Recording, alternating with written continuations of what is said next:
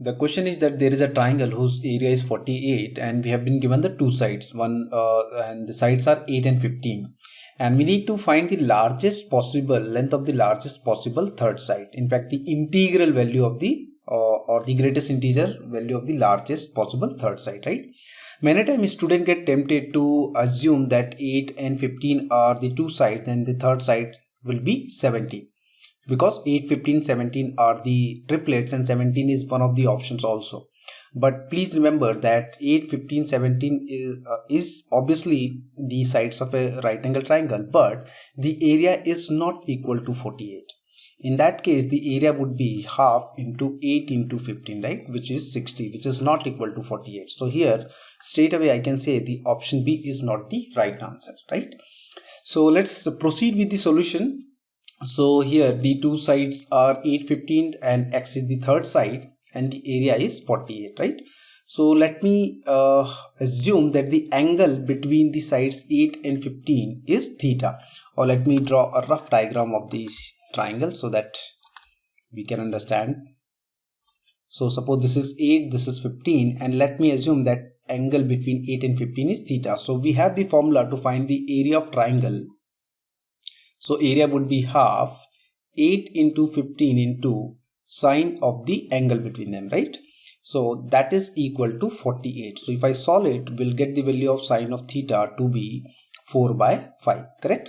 Now we need to find the third side. So the third side is the x. So definitely we can use our cosine rule to get some information about the third side.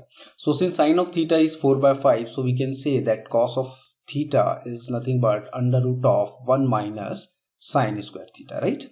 So if I substitute the corresponding value, it will be 1 minus 16 by 25, which comes out to be plus minus 3 by 5, right? I am taking both the values because I'll take that value of cos of theta for which the third side is the largest, because we have to find the largest possible third side, right?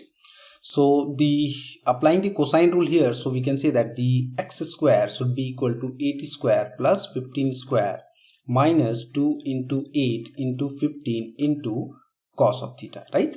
Now here we can see that since x has to be largest, so if I substitute cos of theta to be 3 by 5, because the cos of theta we have two values, either 3 by 5 or minus 3 by 5. Then if I put cos of theta to be 3 by 5, then this portion will remain negative and it will basically reduce the value of x, right? So rather than taking cos of theta to be 3 by 5, let me take cos of theta to be minus 3 by 5. So in that case, x square would be equal to 8 square plus 15 square plus 2 times of 8 into 15 into 3 by 5, right? So minus 3 by 5 and minus of this part will become plus. So on further calculation, we can say that the x square will be equal to, say this is 64.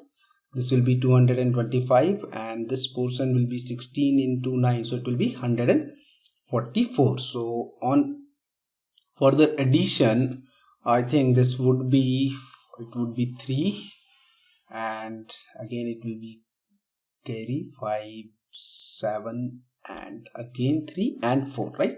So x square is 433. So we can say that the value of x would lie between 21 and 20. It will be greater than 20 but less than 21, because the square of 20 is 400 and the square of 21 is 441, right?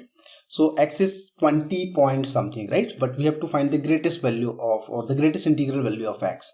So definitely the greatest integral value of x would be 20, right? So this is the answer for this question. So none of the given options matches, so option D is the answer.